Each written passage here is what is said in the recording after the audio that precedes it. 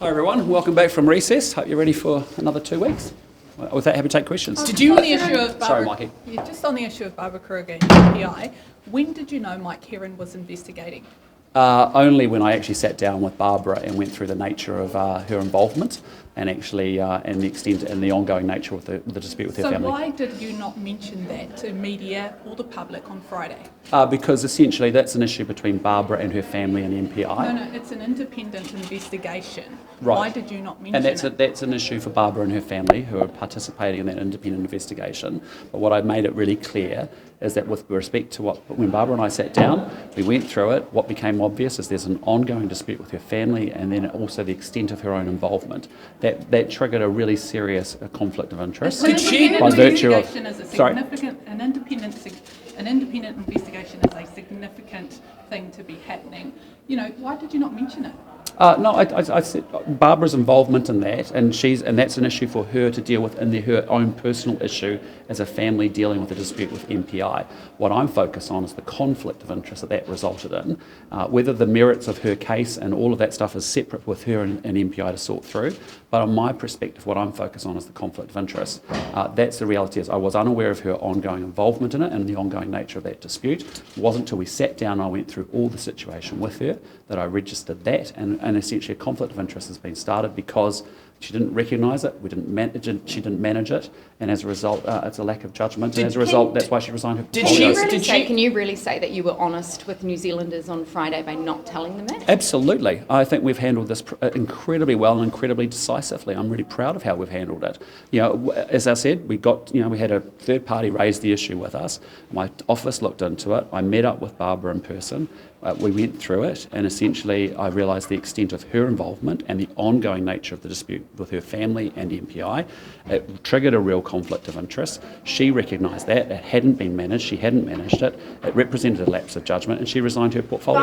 Barbara Kuriger and her son have also met with Damien O'Connor. Is that appropriate? Again, that's the issue for me, about the ongoing nature of her involvement in the dispute and also the dispute that her family have had with the MPI for some time. How did you not see this? How was this a blind spot for you? With respect, members of your staff, men behind you has been writing stories about Barbara Kuriger's involvement with MPI. I rely on my MPs to actually declare any interest or any conflicts that they may have.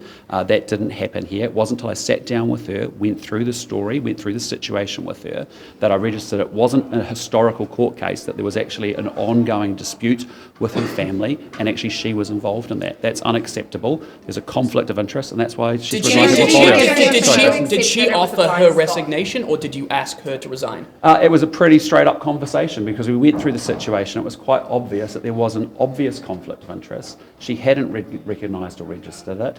She hadn't taken steps to manage it, and it was a lapse of judgment. So you asked her for her resignation then? She came to the conclusion that it was appropriate that she resigns her But portfolio. did she come to the conclusion after you asked her to resign? After we had a conversation about the situation. Did you ask her to resign in that conversation? After we had a conversation about the situation, it was obvious to her there was an obvious conflict. It hadn't been well managed, and it was entirely appropriate that she resigned those portfolios. That she had spoken to Damien O'Connor about this? No. When did you find out about it? I don't.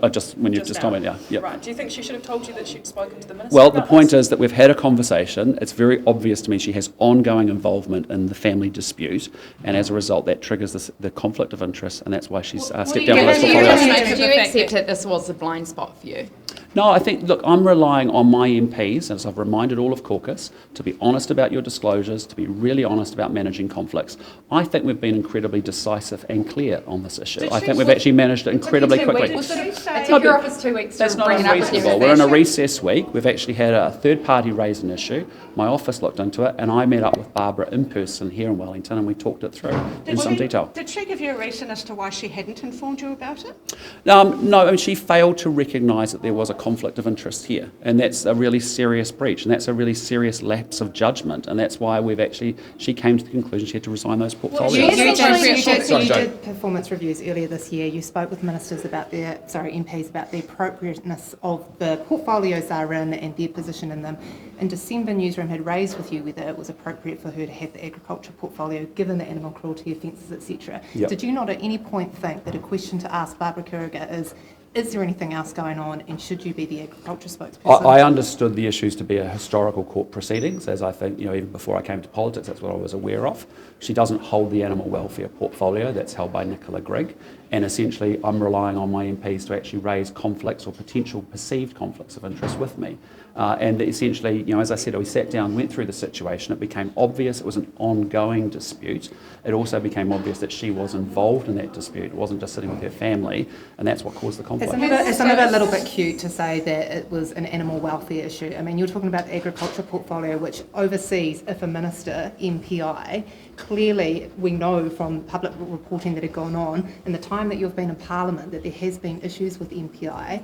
Why is that a question you didn't ask? What I'd say to you is if I was aware of the ongoing nature of the dispute with the family and MPI, if I was aware of Barbara's involvement, that would have been a different conversation. I was unaware of that until we sat down and went through it in detail. Is it right to put all the onus on Barbara Kuriger to have told you about it? I mean, you're an experienced manager. Should you not have asked her if she had any conflicts when you appointed the portfolio? Well, it's an expectation of all of my MPs, and that's a conversation we've had very explicitly in but caucus. as an experienced manager, should you have asked her whether she had any conflicts? I rely on my MPs to identify whether they have conflicts of interest. Everyone is aware of whether they've got a perceived or a real conflict of interest, and they should flag that What with do you us. make of the fact that she did speak to Greg O'Connor? What do you make of that? Damien, sorry. What do you make of the fact Again, for me, the issue is I'm managing the conflict of interest, and what I've been really explicit about is there is a really serious conflict of interest here coming from her failure to recognise it and her failure to manage But was it. it appropriate for her to speak to Damien O'Connor? I don't think so, because when you hold the agricultural portfolios and you've got a dispute at a personal level with your family, with MPI, that's what causes the conflict of interest. And so that's what I'm saying is that it wasn't recognised, it wasn't managed, and as a result she stepped down. But Has Barbara Kuriger... Do you think that farming emissions is going to be the issue that makes you Prime Minister? Look, what I can tell you is what we saw last week was a government that has, is utterly unacceptable what has happened. You don't go off and destroy 1/5 of the sheep and beef sector in New Zealand. It has massive economic implications for our economy. It's going to destroy rural communities, and it causes massive distress on individual livelihoods. The second thing is, it doesn't make a lot of sense moving those emissions from sheep and beef offshore to other least emission efficient farms and countries. And the third thing is, it's grossly unfair to ask an individual farmer to not to have all the full ability to be able to offset the emissions that they're creating on farm. And they don't have credits for riparian planting, windbreaks and other things as well. So we've got major issues with that. And the sad thing about it is a government who's actually treated farmers as villains in this country over many years now has actually broken up the consensus that was emerging in the industry. That's that you brought out, that 20% reduction. That's not totally accurate, is it? It's 20% volume prediction possibly, and that can be made up in different value, like the value add from climate, the climate gains. I don't buy that argument at all. I used to sell consumer goods all around the world, and I can tell you actually arguing that we've already have very high quality products and that we can get a mythical premium for more climate emission friendly products, and that's going to be sustainable. That tends to get competed away. It's never more than 5% is my experience. Has Barbara Kuriger essentially torpedoed her political future? Look, no, Barb's got a lot to offer. She's got a lot of great experience, and we're going to leave the door open for her in due course. What was going to leave the door open? Because she didn't even tell you that she spoke with Damien O'Connor. How can she be trusted? She will learn from this experience. I'm very confident about that. And yes, Barbara has recognised that she didn't manage the conflict. She didn't recognise or manage the conflict well. But I'm going to, she's an important part of our caucus. We'll leave the door Just open. on the issue of conflicts, National went hard after Nanaia Mahuta on her perceived conflicts. Are you hypocrites? No, we're not, and I would say they are very different natures of conflicts. It took I would also say to raise the National Party conflict. And I would also say to you that as a minister of a government versus a spokesperson in opposition, they're actually different. She was in line to be the next minister. And I'm very proud of the decisiveness and the speed by which we've taken action on these kind of issues and how we've been handling them. Yeah, but it did take a whistleblower to bring it to your attention. And we've responded incredibly appropriately and yeah, but are you hypocrites when it comes to no, we're not. conflicts. No, we're not. They're different natures of conflicts, and I'm very proud of the way we handle these We've conflicts. seen- rather than we've seen- Have you outside. had any Sorry. indication from Barbara that she is reconsidering whether she'll contest the Taranaki Waikato seat? No, I King Country, haven't. sorry. No, I haven't. So she's still you're comfortable with her contesting that seat next year if she chooses to? If she chooses to, and if her electorate chooses to select her, yes. We've seen news that the government's considering extending the epidemic response notice. That apparently the verification of that is coming later today. If that were to be the case, what's National's position? We don't support it whatsoever. It's a very confusing position that the Prime Minister's talked about. On the one hand, she's saying there's no serious harsh measures coming. On the other hand, you've got a DPMC leaked document saying something quite different. Our view is, look, God forbid whatever circumstances come down the road, we'll deal with it as a Parliament, as we have already, on a number of issues over the last term. But it's very difficult for us to, I don't support it. I don't understand why she would be wanting to extend those powers. She What says about she 7 wants- days she says- isolation though for those? Sorry? 7 days isolation for positive COVID cases. Do you think that's still relevant given we've got a spike at the We, moment? we fundamentally need to move on as a country. We see countries all around the world learning to live with COVID and all its various imputations. If it comes in a different way, we will deal with it then. But at the moment, we have to learn. We've got extraordinary powers in that Act. It doesn't just get rolled forward for another 2 years to 2025. So you'd be comfortable with people who have a positive COVID test at the moment walking around the precinct? No, what I'm saying to you is that we don't do it by having extraordinary powers tied up in that legislation that gives We people understand that warrantless they're going to be search stripping powers. out. It doesn't matter. We understand that they're going to be stripping out a lot of those extraordinary. Well, we don't know powers. what they're doing, do we? I mean, at the moment, we've heard a Prime Minister say we don't really need all these powers, and on the other hand, we've now got a document saying they actually want to extend it for another 2 years.